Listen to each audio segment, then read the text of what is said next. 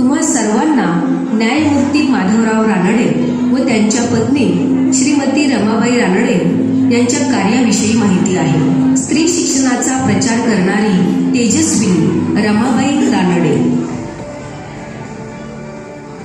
रमाबाईंनी स्त्रियांच्या उन्नतीसाठी महत्त्वपूर्ण कार्य केले. घरातील 16 बायकांनी केलेल्या छळाला न जुमानता आणि त्यांना न दुखावता त्यांनी आपले पती माधवराव यांच्याकडून इंग्रजी भाषेचे शिक्षण घेतले. सक्तीच्या प्राथमिक शिक्षणासाठी व स्त्रियांना मतदानाचा अधिकार प्राप्त होण्यासाठी निरनिराळ्या गावी सभा घेऊन स्त्रियांच्या साथीने त्यांनी आंदोलने केली.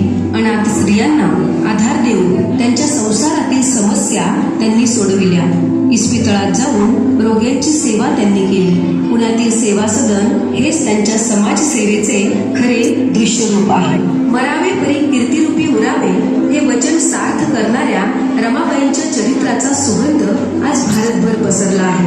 मित्रांनो, सावित्रीबाई फुलेंपासून रमाबाईंपर्यंत, मादाम मॉन्टेसरी पासून आजच्या नोबेल पुरस्कार प्राप्त मलाला युसुफझाईपर्यंत सर्वांनी शिक्षण प्रसाराचे कार्य केले आणि केले जात आहे. विद्यार्थ्यांनो, तुमच्यामध्येही तुमच्या भोवताली असलेल्या स्त्रिया म्हणजे आई, बहिणी, मैत्रिणी या समस्त स्त्री वर्गाच्या उन्नतीबद्दल तुमच्या मनात जागरूकता निर्माण झाली पाहिजे. त्यांच्यातील सुप्त सामर्थ्याच्या विकासास तुम्ही हातभार लावला पाहिजे. हा हातभार कसा लावायचा तो पहा या प्रसंगातून.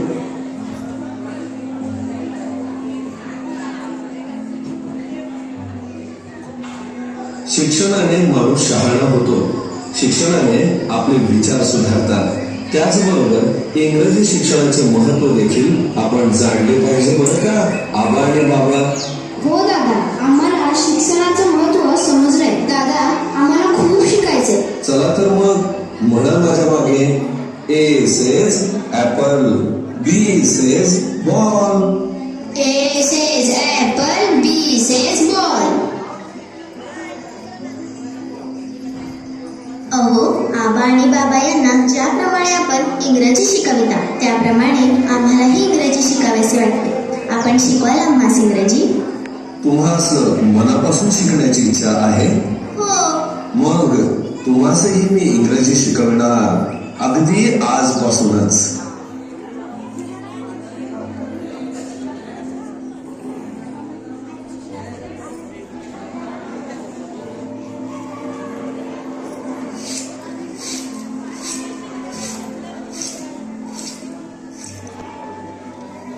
Only a life for others is a life worthwhile. Only a life for others is a life worthwhile. इंग्रजी शिकायचंय? बायकांनी शिकवून काय फायदा होणार आहे? उलट पक्षी त्यांनी घर संसार सांभाळून वडील माणसांची व पतीची सेवा करावी. असला नाचेपणा आम्हाला खपायचा नाही हो. येथे आमचा अपमान करावयाचा नाही, समजलीस?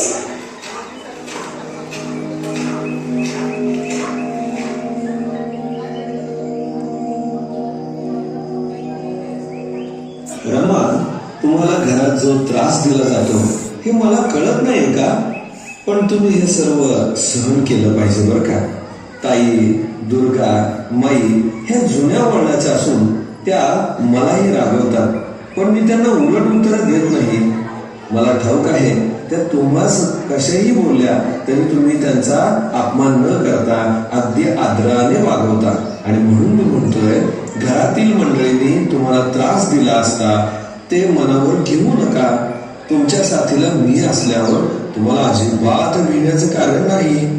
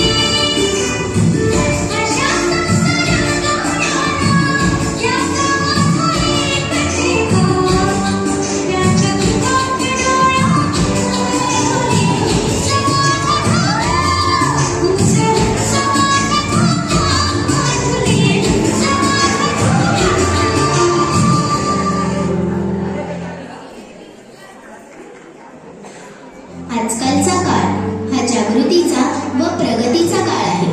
पुरुषाइतकेच स्त्रीलाही ज्ञान अवश्य पाहिजे. निदान प्रत्येक स्त्रीला स्वतः विचार करण्यापुरते व ज्ञानाची किंमत कळण्यापुरते तरी शिक्षण पाहिजेच. मुलांना व मुलींना सारखेच शिक्षण द्यावयाचे असा आपण निर्धार केला पाहिजे. मुलांच्या शिक्षणाची जशी आपण